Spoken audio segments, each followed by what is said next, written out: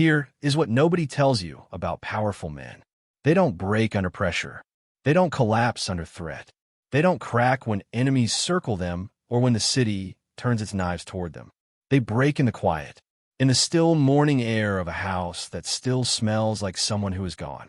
In the second after a phone rings and peace disappears. In the moment they realize that for the first time in 8 years, someone has followed them somewhere they thought no one could find. That is where Hyan Su Jang broke. Not loudly, not completely, but enough. And Amara Cole was the only witness, which meant she was either the most dangerous thing that had ever walked into his life, or the only one brave enough to stay. The first mistake Amara made was thinking the quiet would last, because by morning, the city had already found them. Not the tabloids, not the cameras, not the gossip pages that had been circling them like hungry birds for weeks, waiting for the moment Hyan Su Jang finally did something human enough to publish. Something worse. Park Seo-yen. And this time, she wasn't coming for Amara's career. She wasn't coming with whispers or social maneuvers or the elegant cruelty of women who had been raised to wound with a smile. She was coming for the one memory Hyan Su Jang had never allowed anyone touch. His mother's house. The place he had not brought a single soul to in 8 years. The place tucked into the hills above the valley, where pine trees grew close to the windows and the floors were old wood and the kitchen smelled like preserved warmth. The place where, just the night before, the frozen dragon of Hanam had finally laughed again. Not a performance laugh. Not the controlled, polished, diplomatic laugh he wore in boardrooms and ballrooms. A real one, low and surprised and alive. And by sunrise, someone was standing outside its gate, watching, waiting, taking pictures. Inside the house, Amara woke before Hyan Su. For a moment, she forgot where she was. The room smelled like old wood, clean linen, and the faint trace of pine carried in from the valley on the morning air. The ceiling was low and real. The curtains were thin cotton, not the heavy engineered blackout drapes of hotel suites and penthouses. Morning light poured through, bright and soft at the same time. Not the cold glass light of Seoul. Not the polished, expensive, performative light of the life Hyan Su usually lived in. This was different, human. She sat up slowly, taking it in. Across the room, Hyan Su was asleep in an old armchair beside the window. She almost didn't recognize him. Not because he looked different, because he looked like himself in a way she had never seen before. Not in a guarded, half-alert way. Not like the man trained to wake before danger entered the room. Not like the dragon who kept every muscle coiled, even at rest. Deeply asleep, peacefully, one hand resting loose and open near his chest. His face free of the hard, careful control he wore in every public space. The frown lines were gone. The jaw wasn't set. The eyes weren't calculating anything. He was just a man, sleeping in the armchair that probably still smelled like his mother. Amara stared at him, and something quietly shifted inside her chest. Because for the first time since she had met him, since the night in the ballroom, since the broken heel and the dance and the impossible dinner and the weeks of tension and negotiation and discovery, she saw what was underneath all of it. The boy underneath the empire. The son underneath the dragon. The man underneath all the survival. She didn't move. She didn't speak, because some moments were too rare to disturb. Then his phone rang. Once. Twice. His eyes opened immediately, and the transformation was brutal in its speed. The peace was gone before she could blink. Not faded. Vanished. Replaced in the span of a single second by the man Seoul feared. He reached for the phone. Dongwon's name flashed on the screen. Hyan Su answered. He said nothing. He only listened. And with every passing second, the man from the night before disappeared. The wall came back, brick by brick, layer by layer. His jaw tightened. The softness in his face went flat. His eyes moved to the window like a soldier assessing terrain. Amara already knew. Something had happened. He ended the call and stood. "What is it?" she asked. For 1 second, he didn't answer. And that 1 second told her more than any explanation could. Someone followed us. Amara got out of bed slowly, keeping her voice steady. To the house. His silence was the answer. She looked toward the window. The valley outside was still beautiful, still bright and open and easy, the kind of morning that made problems feel smaller. But now it felt different, observed, compromised. Hyan Su walked to the window and pulled the curtain back just enough to look toward the lower gate without being seen himself. There was no panic in him, no visible fear. His movements were measured and precise. That was almost worse, because Amara had learned something about this man. When Hyan Su Jang was afraid, he became very calm, terribly, completely calm. The kind of calm that was not peace, but its opposite, control gathered so tight it became something dangerous. Was it a reporter? She asked. No. Seo Yen. His hand tightened slightly around the edge of the curtain. I don't know yet, but she heard what he wasn't saying. He suspected, and based on what she had seen of Seo Yen at every turn, he was probably right. Amara wrapped her arms around herself. Not because she was cold. The morning was warm enough. But because last night, this house had felt like a secret between them. A real one. The kind you hold carefully in both hands. Now it felt like evidence. Hyan Su turned to her. I'm taking you back to the city. She looked at him steadily. No. His expression sharpened. Amara. No, she repeated. Don't use that voice with me. The one that sounds like a decision already made. This isn't a negotiation. That is exactly the problem. He stopped. She stepped closer, not backing away from the authority in him, not shrinking from the dragon that had climbed back into his eyes the moment that phone rang. You brought me here because this place mattered, she said. Because for one night, you let yourself be more than the man everyone fears. And now someone tries to scare us, and your first move is to remove me? Like I'm a fragile object you need to store somewhere safe. His eyes darkened. You're not fragile. Then stop treating me like the solution to danger is hiding me from it. The muscle in his jaw moved. This house was private. I know. No one follows me here. No one has ever followed me here. But someone did. Yes. A beat of silence. And that means this isn't just about me anymore. It isn't just about what I want or what makes me comfortable. It's about something you've been carrying for 8 years. And running away from it won't change that. Something flickered across his face. Anger, pain, guilt. All three control before they could fully surface. Amara softened her voice. Hyan Su, look at me. He did. I'm not asking you to ignore danger. I'm not asking you to pretend there's no threat. I'm asking you not to let danger decide who you become around me. That landed. She saw it hit him, because it was the same lesson she had been quietly teaching him from the very beginning. In every conversation, in every moment he had reached for control when what the situation asked for was trust. Protection without possession. Presence without walls. Fear without becoming a prison for the person you're afraid of losing. For a long moment, neither of them spoke. Then he said quietly, and there was something stripped in it, something almost painful in its honesty. I don't know how to do that quickly. I know. I only know how to remove threats, how to lock things down, how to control the damage before it spreads. I know that too. His eyes stayed on hers. And if the threat is too close, if it reaches you, then we face it. His voice dropped almost to a whisper. Together, she smiled, not brightly, not performing warmth, but genuinely. That was the idea. Outside, a car door shut in the distance. Hyan Su moved before she could blink. He was in front of her, body between her and the window. Every line of him alert and ready. The old Hyan Su, the dangerous one, the one that Seoul's Underworld whispered about in careful voices. But this time, Amara didn't step back. She gently placed her hand against his back, not stopping him, not pulling him away from the instinct to protect, just reminding him she was there, that she was real, that he didn't have to do this alone. Dongwon arrived 12 minutes later with 2 black cars for security men and the expression of someone who had aged several years overnight. He stepped into the house, looked at Amara with a brief, respectful bow, then turned to Hyan Su with the flat efficiency of a man delivering a damage report. They were here before sunrise. Hyan Su's voice was cold and clean. How close? Outside the lower gate. Camera? Yes. Plate? Covered.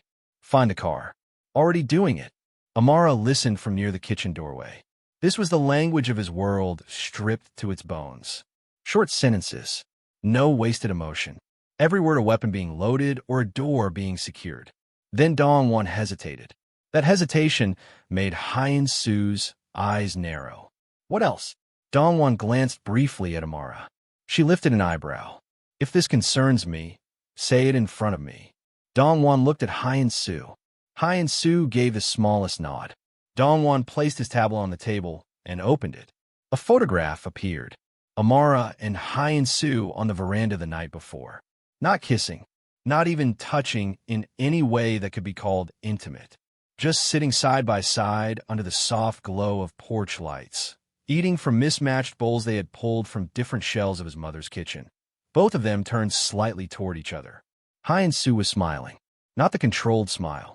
Not the diplomatic one. Not the business one that never reached his eyes. The real one. The rare one. The one that made him look like he had just remembered something he thought he had permanently lost. Something in Amara's chest tightened hard. Because the photo should have been beautiful. And it was. But in the wrong hands, presented to the wrong audience with the wrong framing, it looked like something else entirely. It looked like a weakness. Dong-won swiped. Another photo. The record player near the sitting room window. The old kitchen. The open back door. Then one more. A framed photograph on the wall. Hyan Su as a child, maybe 8 or 9 years old, standing beside a woman with his same strong jaw and his same steady eyes. She was laughing. He was looking up at her. Amara felt him go still. Completely, absolutely still. The temperature in the room dropped by several degrees. Dong-won's voice lowered carefully. They weren't just photographing you. Hyan Su stared at the image of his mother. They entered the house. No. The angle suggests a long lens positioned in the tree line. They didn't need to come inside. Hyan Su's face did not change. Not one muscle moved. But Amara watched his hand, and she saw it. One finger flexed once. Just once. And that small, involuntary movement scared her more than any raised voice could have. Not because she feared what he would do. Because she understood what it cost him not to. Dong-won continued. The files were sent anonymously to 2 media outlets. We intercepted one before anything was published. The other hasn't moved yet. They're waiting. For payment, Hyan Su said. Yes. Pay them nothing. Dong-won paused. Sir, if they publish. No. Final. Absolute. Amara looked at him. Hyan Su, if you don't pay. If I pay once, they know the house matters. His voice was quiet, precise, and entirely without warmth. If they know it matters, they come again. A year from now, 5 years from now, they come again with something worse. Amara was quiet for a moment. So what do we do? He looked at her then, and in his eyes she saw the old wound, open and raw in a way he would never have allowed anyone else to see. 8 years of grief. 8 years of guarding the pieces of himself that his mother had held. 8 years of the world, trying to find a crack and push through it. And now they had found the house. We let them think they can hurt us with it, he said slowly. Dong-won's expression shifted by a fraction. He understood something Amara didn't yet. Hyan Su looked back at the tablet. I'm going to invite everyone to dinner.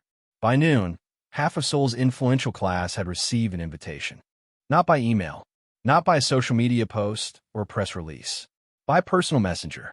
Elegant black envelopes delivered by hand. Gold lettering on thick paper. A private charity dinner at the Jang Foundation Hall that evening. Officially, no press was invited, which meant every important journalist in the city would be trying to get close. Every investor would attend out of curiosity. Every ally would come to show support. Every enemy would arrive wondering what they were walking into. In Park Seo-yin would come because Hyan Su had made sure her father received the very first envelope. Amara stood in his penthouse as a team of stylists moved around her with efficiency and barely contained nerves. 3 dresses had already been dismissed. Too soft, too innocent, too much like a woman being dressed for someone else's war. Then she found a 4th one. Deep emerald. Clean, structured lines. Long sleeves and a back that drew a sharp, quiet exhale from one of the stylists. Amara looked at herself in the full-length mirror and took a breath. She didn't look like a woman being rescued or protected or positioned. Good. Hyan Su entered the room, and stopped walking. For one quiet, unguarded second, whatever he had come to say disappeared from his face entirely. Amara noticed. Of course she noticed. "You're staring," she said. "Yes. At least you admit it." He crossed toward her, still in his black suit, his hair brushed back, everything about him composed and controlled and deliberate. Everything except his eyes. "You don't have to come tonight," he said. She turned fully to face him. "We're really doing this again? I'm giving you a choice." "No," she said softly. "You're giving your fear a polite outfit and calling it consideration." The recognition in his expression was immediate. She stepped closer. "Do you want me there?" The question disarmed him visibly. More than pushback, more than argument. A simple, direct question that required a simple, direct answer. He looked at her for a long, unguarded moment. "Yes." "Then say that. Not you don't have to come. Say what you actually mean." His throat moved. "I want you there." "Good." She held his gaze. "And I want to be there." Something in him eased. Not completely, but enough to breathe through. He reached into his inner jacket pocket and produced something small. A bracelet. Old gold. Simple. Not modern or flashy. The kind of piece that carries time in its weight. Amara looked down at it without reaching for it. "This belonged to my mother," he said. The room became very quiet around them. Amara didn't speak immediately. This was not a gesture to rush past. "Hyan Su, I'm not giving it to you to mark territory," he said before she could continue. "Or to make a statement tonight." She smiled faintly. "Good. Because I was ready to fight." His mouth almost moved. She wore it when she needed courage. When things were hard and she had to walk into rooms that didn't want her there. She said it reminded her of her own heartbeat. Amara looked at the bracelet again, really looked at it. "Then why give it to me?" His voice was low and deliberate. "Because tonight, I may forget what courage looks like." A pause. "And I think you won't." That moved through her like something warm and painful at the same time. She held out her wrist. He fastened it carefully. His fingers were warm, unhurried. He worked the clasp like someone handling something that couldn't be replaced. Not like a man claiming something. Like a man trusting someone with what he had not been able to hold alone. Neither of them moved for a moment after. Then Amara said quietly, "Your mother had good taste." Hyan Su looked at the bracelet resting against her wrist. "Yes," he said. She did. The Jang Foundation Hall was nothing like the ballroom where they had first met. That night had been chandeliers and performance. This hall was colder, cleaner. White marble floors that reflected the overhead light. Tall glass walls that let the city watch from outside. Bright, even lighting that left no comfortable shadows. No soft corners where people could whisper without being seen. Every face visible. Every conversation potentially overheard. Exactly as Hyan Su had intended. Amara entered beside him, and the room changed in the way rooms do when someone walks in who wasn't expected to arrive standing that tall. It wasn't dramatic like the first night. No sudden silence or broken moment. Just a gradual shift in attention, heads turning one by one, conversations pausing mid-sentence. They noticed the bracelet. They noticed the way Hyan Su's hand rested at the small of her back. Not possessive, not controlling, just present, a quiet statement in a room built entirely on power. But what unsettled the most, Amara could feel it, was that she didn't look overwhelmed. She didn't look like someone navigating unfamiliar territory or performing her way through a room that was designed to make outsiders feel small. She looked like herself. Powerful rooms were engineered to make people shrink. Amara Cole had never been particularly good at shrinking. Dongwon appeared at Hyan Su's side. "She's here." Amara didn't need to ask who. Across the room, Park Seo-yin entered in silver. Beautiful and controlled and flawless in the way of women who had spent decades learning to weaponize appearance. Her father beside her. 2 lawyers behind her. A woman who had arrived to watch damage unfold on schedule. But when her eyes dropped to Amara's wrist and found the bracelet there, her expression froze for half a second. Only half. But Amara caught it. So did Hyan Su. Seo-yin recovered and approached with a smile that could have cut glass. "Hyan Su." He nodded once. "Precise." Seo-yin. Her eyes moved to Amara the way a blade moves to a target. "Miss Cole, you look settled. You make that sound like a diagnosis," Amara said pleasantly. A few people nearby heard and pretended not to. Hyan's smile thinned by a millimeter. "I'm surprised to see you here. After everything that's happened, the attention, the articles, the pressure. Some women would find that exhausting." "I do," Amara said. That answer surprised Hyan into a brief silence. Amara continued smoothly. "But exhaustion is not the same as defeat." Hyan Su looked briefly downward, not smiling, but something in his eyes warmed by 1 degree. Hyan saw it, and hated it with a precision that was almost admirable. Before she could reply, the lights shifted slightly, not dark, never completely dark, just a subtle dimming that turned the room's attention toward the low stage at the front. Hyan Su stepped forward. The room quieted immediately, instinctively, the way rooms do around people who have never needed to raise their voice to be heard. "Thank you for coming on short notice," he said. His voice moved through the hall, measured and clear. Tonight was originally meant to be a private event. But privacy is a fragile thing when people mistake grief for weakness and silence for permission. A ripple moved through the crowd. A collective adjustment, bodies straightening, conversations dying completely. Hyan stopped moving. Amara's breath slowed. So this was his plan. Not hiding, not paying, not reacting defensively or retreating behind lawyers and press releases. Revealing, on his own terms. 8 years ago, my mother died, Hyan Su continued. Many of you know the public version of that. Some of you have built careers on repeating pieces of it. Not one person moved. The house in the hills belonged to her. It is not a business asset. It is not a negotiating piece. It is not leverage for anyone who believes they can buy silence or manufacture shame. His gaze moved slowly across the room. It is a home. The word landed with quiet, absolute violence. Then the screen behind him activated. The leaked photograph appeared. Amara and Hyan Su on the veranda. The bowls. The porch light. Both of them turned toward each other, unhurried, private, real. Hyan Su smiling. The real smile. Gasps scattered through the hall.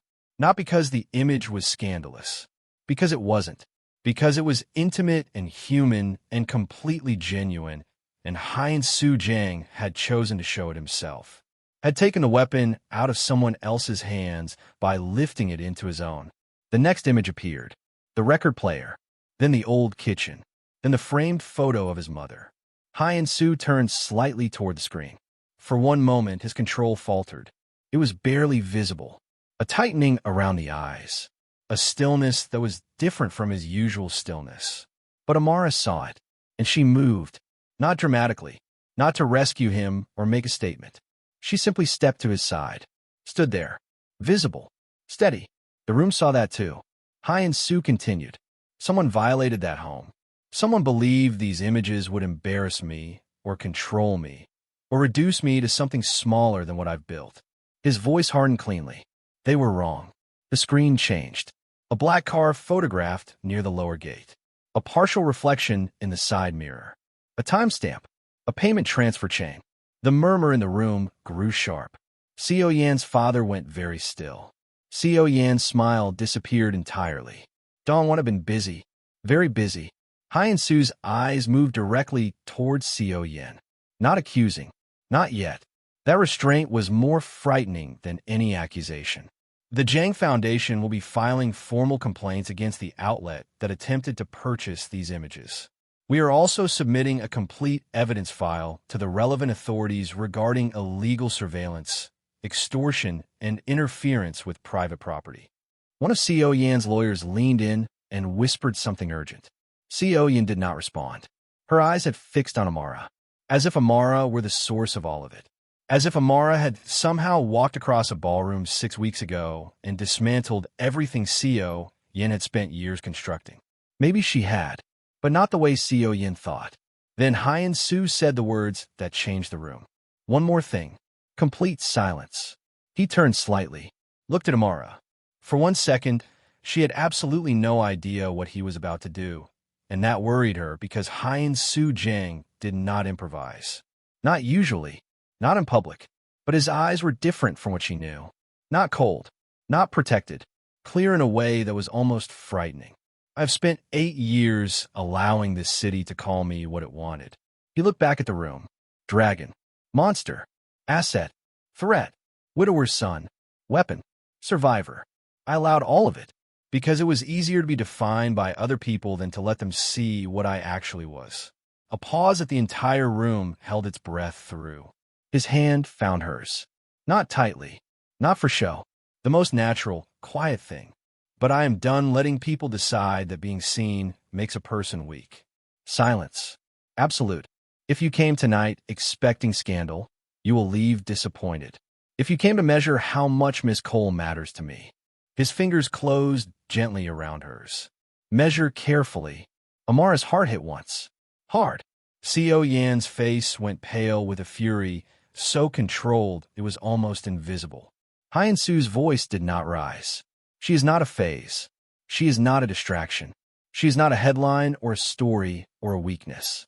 He looked at Amara then, and for 1 second, the room and the light and the audience and the evening's entire architecture disappeared. She is the woman who reminded me I was alive before I remembered how to thank her for it. Something moved through the hall. Not gossip, not the usual currency of these rooms. Something quieter and harder to dismiss. Recognition. Because even in rooms built entirely from money and strategy and social architecture, truth had a sound. And every person in that hall heard it. Amara should have been embarrassed. Standing in the middle of a statement that large, in front of this many people, that kind of exposure should have been overwhelming. Maybe another woman would have looked down or smiled politely or found a graceful way to deflect. Instead, she looked at him and said softly, where only he could hear. That was dangerously close to romantic. And there it was. The smallest smile, completely genuine, right there in front of everyone. Hyan saw it. That was the moment she broke. Not loudly. Women like Hyan rarely broke loudly. They broke by becoming sharper, more precise, more dangerous. She stepped forward before her father could catch her elbow. How touching, she said, loud enough for the room. Every head turned. Hyan Su's expression cooled to glass. But Amara felt the slight pressure of his hand. Let me. He went still. Somehow he understood. Amara turned to Hyan. Say what you came to say. Hyan smiled with all the warmth of a closed door. You think you're different because he let you see a few broken pieces of a private house and a private man. Amara said nothing. You think this ends with him choosing you publicly and everyone applauding politely? You think love in a room like this is something that survives. Her voice lowered. You don't know this world, Miss Cole. Amara held her gaze without blinking. No, but I know women who confuse proximity with love, who've been waiting at the edge of a door for so long they started calling it devotion. The room inhaled as one. Hyan's eyes flashed. Careful. I am. You're temporary. The word delivered like a final verdict. Your contract ends. Your visa expires. You go home. Maybe. That answer stopped everyone. Even Hyan Su looked at her. Amara continued, her voice entirely calm.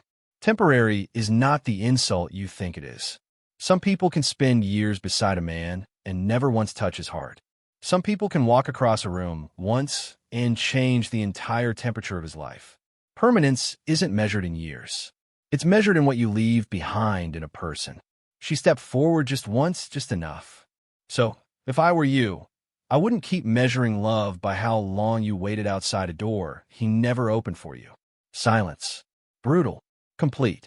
The kind that rings. For one visible moment, Hyan looked like she might cross the distance between them. And then Hyan Su moved. Not forward. Not aggressive. One step. To Amara's side. The quietest possible statement. I'm here. And you will not. Hyan's father stepped in. Face pale and controlled. This is becoming inappropriate. Hyan Su turned to him. It became inappropriate when your daughter mistook a dead woman's home for leverage. Her father went white. There is no proof that. Dong-won appeared at his elbow. There is enough. 2 words. Soft. Final. Hyan Su looked at Hyan one last time. I will not destroy your family tonight. The room understood that this was mercy. Yin understood. Her father understood most of all.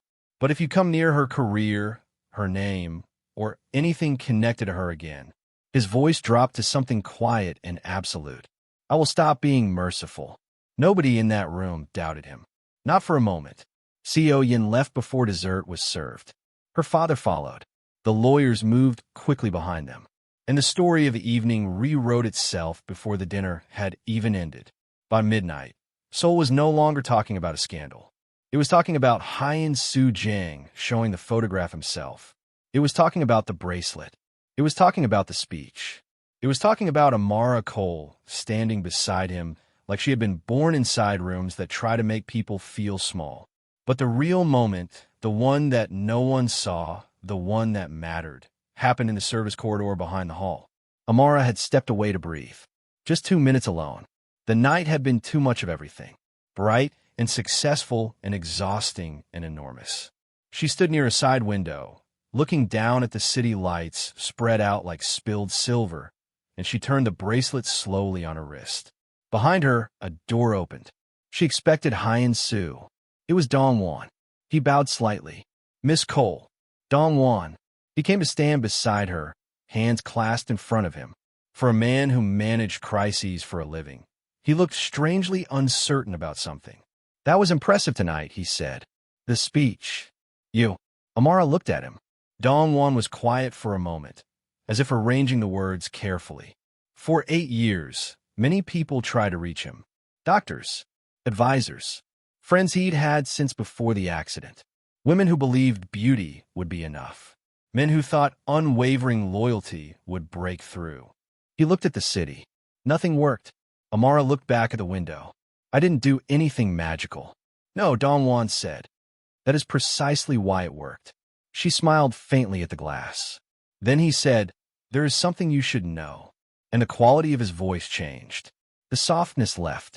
The Dongwon who had just offered something close to warmth was gone, replaced by the aide who managed emergencies. Amara turned. The surveillance at the Hill House was not only Co Yan's operation. The smile faded from her face completely. What do you mean?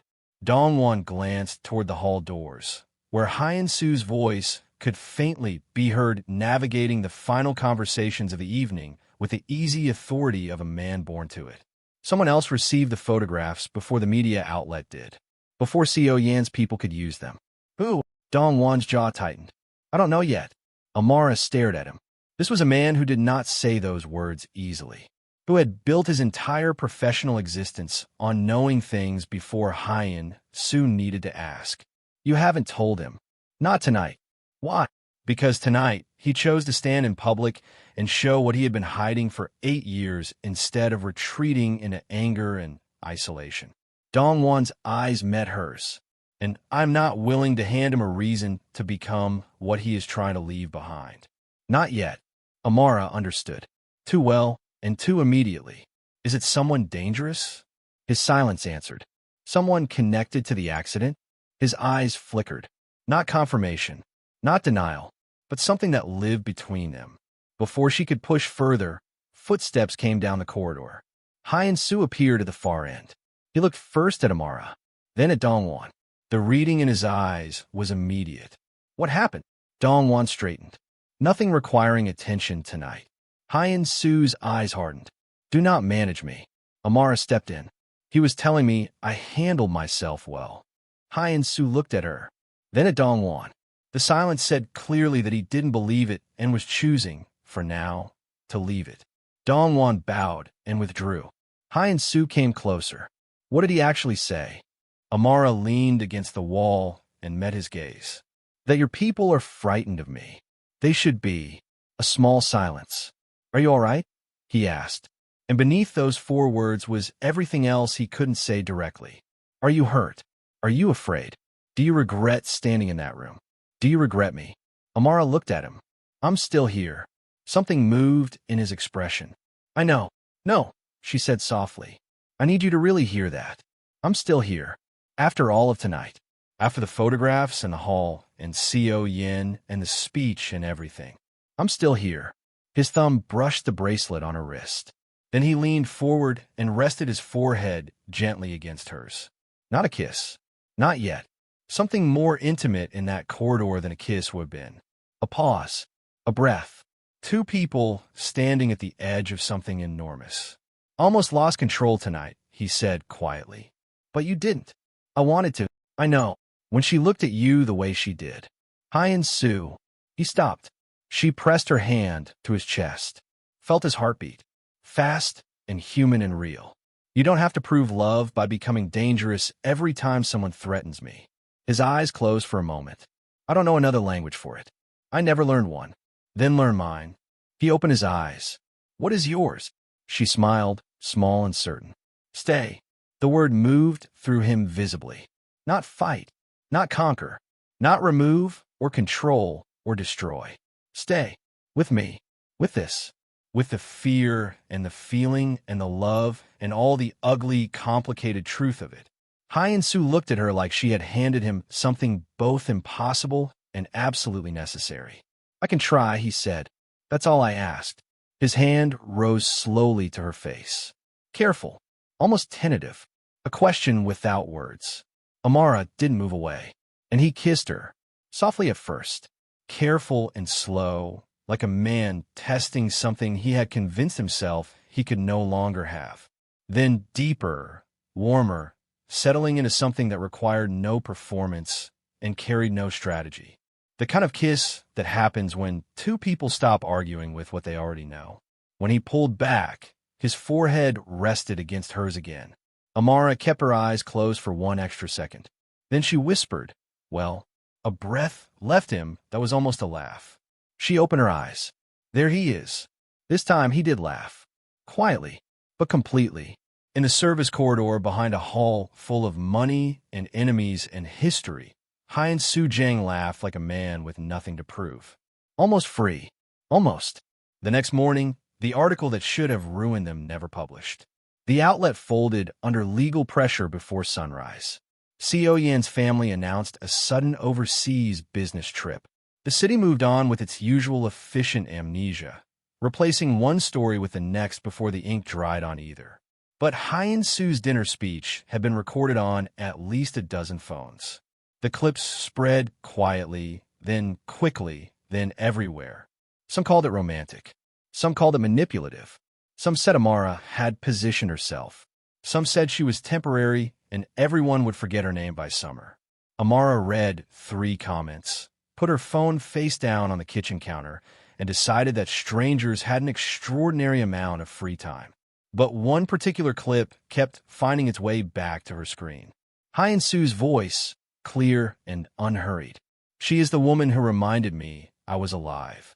By afternoon, her phone had filled with messages from Lagos and London, from old classmates, from colleagues she hadn't spoken to in 2 years, from one distant cousin who sent 3 question marks and nothing else. And one message from an auntie. Capital letters. No context. Entirely herself. So this is the Korean man? Amara laughed hard enough that tea sloshed onto the counter. Hyan Su looked up from across the kitchen. What is funny? My auntie. He looked mildly alarmed. Should I be concerned? Extremely. He considered this with the same gravity he brought to board meetings. Amara laughed again, and for one ordinary afternoon, the penthouse felt like something other than a fortress. The light was easy. The city outside was just a city. 2 people in a kitchen, one of them laughing at her phone, one of them trying to figure out if an aunt he'd never met was a strategic threat. Normal. Too normal. Which was exactly why the knock at the door felt wrong. Dongwon entered with a sealed envelope in his hand. Not the elegant black and gold they had used the night before. Plain white. No return address. No center marking. Hyan Su took it, looked at Dongwon. Front desk. Hand-delivered by courier. No digital trail yet. Hyan Su opened it. Inside was a single photograph. Old. The edges faded in the way of prints that had been handled too many times, stored somewhere damp and forgotten. A mountain road at night. A car, badly damaged, sitting at an angle against the guardrail. Trees pressing close on both sides. And behind the car, standing partly hidden in the tree line, was a man. The photograph shook once in Hyan Su's hand. Just once. Amara saw it. Who is that? She asked. Hyan Su did not answer. Dongwon looked like a man who already feared the answer. Hyan Su. His eyes stayed locked on the photograph. His voice, when it came, was almost unrecognizable, stripped down to something she had never heard from him before. That man died 8 years ago. The room went absolutely still. Amara stepped closer. Then she saw the back of the photograph turn slightly in his grip. 7 words, written in clean, unhurried handwriting. Hyan Su read them aloud. You melted the ice too soon. The temperature in the room changed. Not because of Park Seo-yin or the tabloids or the events of the previous evening. This was something older, something that had been waiting with extraordinary patience. This came from the foundation of everything. The accident, the grief, the wall, the years. The thing Hyan Su had survived and built an empire on top of and called healing when it was actually armor. Dongwon moved first. I'll lock down the building. Full perimeter. Hyan Su said nothing. His eyes were fixed on the photograph. Amara reached for his hand. For a long moment, he didn't respond. Then his fingers closed around hers, slowly, tightly. Not possessive, not romantic. Anchored, like if he let go, the past would pull him under entirely. She moved in front of him, made him look at her. Stay, she whispered. His breathing changed. Once, twice, and then his eyes found hers. She saw the battle clearly. The old instinct rising, ancient and deeply grooved. Become stone. Shut every door. Send her away to somewhere safe and hunt this alone. Survive the only way he had ever learned to survive. But then his eyes dropped to their joined hands, to his mother's bracelet, still warm on her wrist, to the woman who had asked him to dance in a ballroom, challenged him to be a person, stood beside him in a hall full of enemies, and told him that love did not have to become another kind of cage. His jaw tightened. The old instinct pulled hard. And then, slowly, painfully, he chose differently. He handed the photograph to Dongwon. Find him. Dongwon nodded. And her, he asked quietly. Meaning Amara. Meaning, do you want her moved? Hyan Su looked at her. The room held its breath around the question. And Hyan Su Jang said, she stays. Something in Amara's chest softened and broke a little at the same time. Dongwon nodded once, understood, and left. When the door closed, Hyan Su turned to the window. The city stretched out below them, moving and bright and entirely unaware that something 8 years buried had just opened its eyes. Amara stood beside him, not touching, just present. After a long time, he spoke. The night of the accident, there were 3 cars on that road. She went still. You told me one. I told you what the official record says. A breath. My mother died before the ambulance arrived. The driver died 2 days later in hospital. The man who arranged the accident disappeared. He swallowed. I made sure he was found, and I made sure he could not disappear again. The words were quiet, but they carried 8 years of blood and consequence and grief converted into action.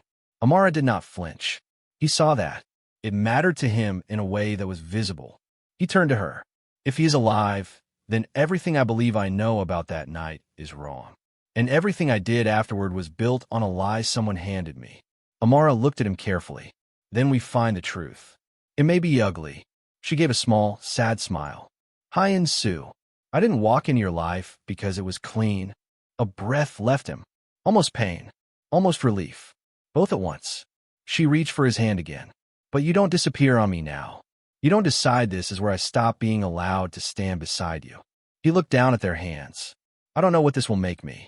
Well, I might have to become to follow this to the end. Then let's find out before you decide. Outside, the city continued doing what cities do. Moving, forgetting, beginning new things and ending old ones. And high above it, the frozen dragon of Hanam stood beside the woman who had asked him to dance. But something colder than ice was coming now. Not jealousy, not gossip, not a woman with a grudge and a long lens. The past, the unfinished kind, the kind that knows exactly where a person is soft. That night, Amara did not go home. Not because Hyan Su asked her to stay. He didn't. She stayed because when the building was locked down and Dongwon's men were at every entrance and the city had gone dark and quiet, she found Hyan Su standing alone in the room with a record player he had brought down from the Hill House. His mother's record sat beside it. He hadn't played it. He was only looking at it. Like he was afraid the music might sound different now. Like grief had been opened again, and he didn't know yet what would come out of it. Amara crossed the room without speaking. She picked up the record, placed it carefully on the player, lowered the needle. The old song filled the penthouse, slow and wandering and completely itself. Hyan Su closed his eyes. For a moment, the pain was right there on his face. Not hidden, not managed. Then Amara extended her hand. The same gesture she had made in a ballroom weeks ago. The same one she had offered at his mother's house in the hills. "Dance with me," she said. He looked at her hand, then at her face. Outside, something dangerous was waking up. A dead man who might not be dead. 8 years of carefully constructed truth threatening to collapse. A past that had never been fully closed.